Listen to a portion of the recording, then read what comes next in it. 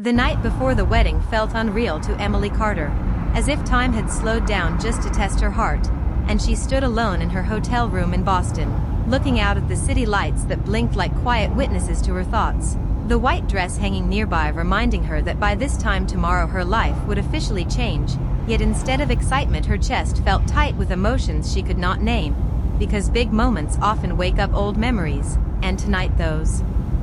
memories refused to stay silent. Emily had always believed she had made peace with her past, especially with Michael Reed, the man she once loved deeply before life pulled them in different directions. But as the night grew quieter, his name returned to her mind without warning, not loudly, but gently, like a familiar song she had not heard in years, and she tried to push it away by checking messages from friends and family in the US and Canada, all sending love and excitement, all reminding her how lucky she was to be marrying Daniel Brooks, a good man, a steady man, someone who chose her every single day without hesitation. Yet even that thought brought a strange ache, not doubt, but reflection, because love does not erase the past, it only builds on it. Emily paced the room, replaying moments from years ago when she and Michael were younger and hopeful, when dreams felt endless and promises felt easy, when they talked about futures that never happened, not because of betrayal, but because of fear and timing. And she reminded herself that those days were over, that she had grown, that she had chosen a different path, one built on trust and consistency. And still, as midnight approached, her hands trembled slightly, her heart sensing something before her mind could understand it. Then came the knock, soft but clear, cutting through the silence and pulling her back to the present, and for a brief second she wondered if it was a mistake or a hotel staff member, but something about the moment felt heavy, meaningful, and when she opened the door, 3 unfamiliar men stood there calmly, not threatening, not rude, just serious in a way that made her breath catch. And when one of them spoke her name gently, she felt the world tilt because she knew, deep down, that this moment was connected to the part of her heart she had been trying not to touch. And as they explained, they were there to deliver something meant only for her, something sent with care and intention. Emily felt the weight of the night settle fully on her shoulders, realizing that the night before her wedding was no longer just about preparing for tomorrow, but about facing yesterday. And as she stood there listening, the city humming quietly behind her, she understood that whatever waited beyond that door would change the way she stepped into her future, not by stopping her, but by making her finally confront what she had never fully closed. And in that single moment, with the clock moving closer to morning, Emily knew this night was not an accident, but a turning point, one that would ask her to be honest with herself before she promised her life to someone else. Emily stood frozen in the doorway as the 3 men faced her with calm expressions, and even before they spoke again, she felt a strange certainty settle in her chest, the kind that comes when the past suddenly steps into the present without warning. And the first man introduced himself simply and respectfully, explaining that they were not there to cause trouble or ask anything from her, only to deliver what had been entrusted to them, and his careful tone made it clear that whoever sent them had thought deeply about this moment, which only made Emily's heart beat faster, because thoughtfulness had always been Michael's quiet strength. The man closest to her held out a folded letter, sealed but worn at the edges as if it had been opened and closed many times, and when Emily took it, her fingers brushed the paper and she recognized the handwriting instantly, a sharp rush of memory flooding her senses, her mind racing back to late nights when Michael used to write her notes instead of calling, believing words meant more when they were written by hand. And for a moment she forgot to breathe, the room around her fading as the weight of that letter pressed against her palm. Before she could open it, the second man stepped forward and offered a small box, explaining quietly that it was something Michael had once meant to give back but never found the right moment. And when Emily lifted the lid, her throat tightened as she saw the silver necklace resting inside, simple and familiar, the same style she had lost years ago during a move, a piece she once believed was gone forever, just like that chapter of her life. And the sight of it stirred a mix of comfort and sadness that settled deep in her chest. The third man remained still until the others stepped back, and when he finally spoke, his words carried a careful honesty, telling Emily that Michael was not nearby, not watching, not waiting for a reaction, because he did not want to interfere with her choice or disturb her peace on such an important night. And that detail alone hurt more than any dramatic confession could have, because it showed how much Michael had changed, how he had finally learned restraint, the very thing he once lacked. Emily invited none of them inside, yet the hallway felt like a bridge between two versions of her life. And as they explained that Michael had chosen them because he trusted they would speak with respect and leave without expectation, she realized this was not an attempt to pull her back but a final act of honesty, a closing of a door that had been left slightly open for far too long. When the men finished speaking, they gave her space, and Emily stood there alone with the letter, the necklace, and the echo of Michael's presence. And once the door closed softly behind them, the quiet felt heavier than before, pressing in as she leaned against it and slowly slid down to the floor, her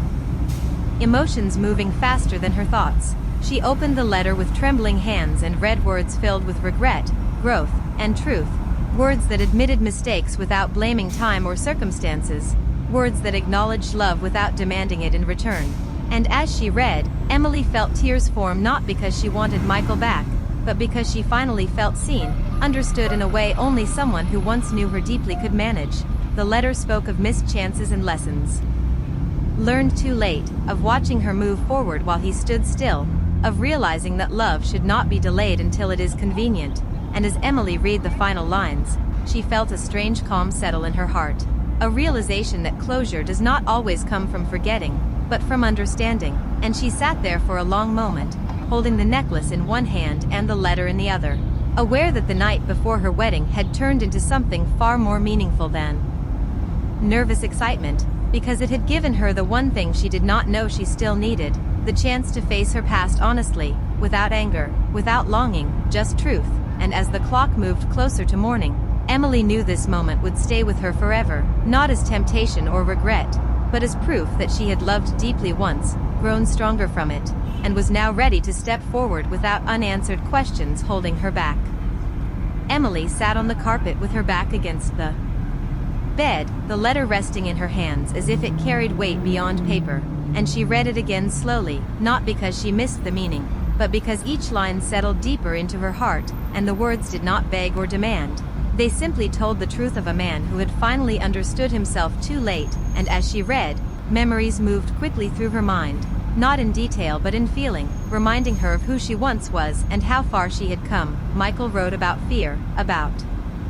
choosing comfort over risk, about believing love would wait while life was sorted out, and Emily felt no anger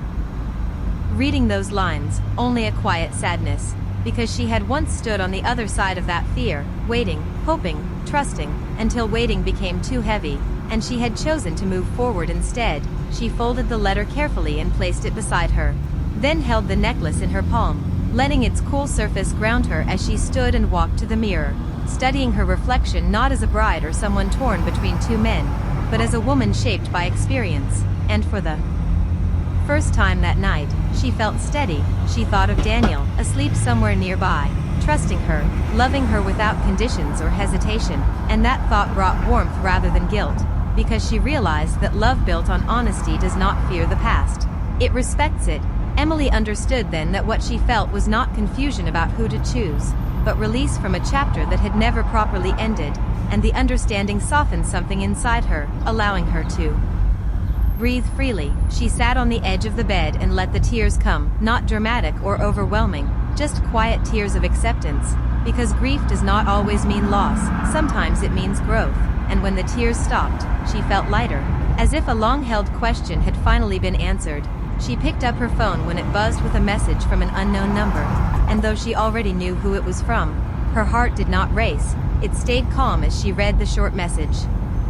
wishing her peace. And in that moment she realized how much both of them had changed, because the man who once struggled to speak honestly was now offering space instead of promises. Emily typed her reply slowly, choosing words that felt true, not dramatic, not final, just honest. And when she sent it, she felt no pull to say more, no need to reopen doors, because closure does not require long conversations, only clarity. She lay back on the bed and stared at the ceiling as the night moved forward, thinking about how love can be meaningful even when it does not last, how some people enter our lives to teach us courage, and others to give us peace, and understanding that both kinds of love are valid, even if they come at different times. As sleep finally approached, Emily knew she would walk into her wedding not carrying secrets or doubts, but carrying the full truth of her story. And that truth gave her strength, because she was no longer defined by what could have been, but by what she had chosen, and with that quiet certainty settling into her heart, she closed her eyes, ready for the morning, ready for the future, and grateful that the night before her wedding had given her understanding instead of regret. Morning arrived gently, with soft light slipping through the curtains and waking Emily before her alarm, and for the first time in days her chest felt calm instead of heavy, as if the night had quietly arranged her thoughts while she slept. And as she sat up, the events of the night returned to her mind not as confusion or pain, but as clarity, allowing her to move forward without hesitation. She showered, dressed, and greeted her bridesmaids with a warm smile that surprised even her, because it came easily. And as they talked and laughed, Emily felt present, not distracted, fully aware of the choice she was making. And when the time came to put on her dress, she looked at her reflection and saw confidence instead of doubt, knowing that love should feel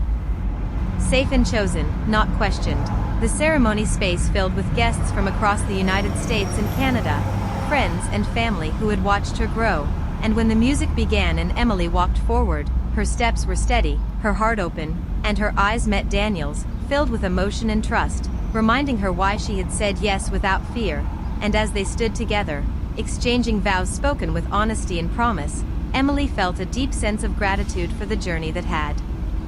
brought her there. The words they shared were simple but meaningful, built on respect and commitment rather than ideal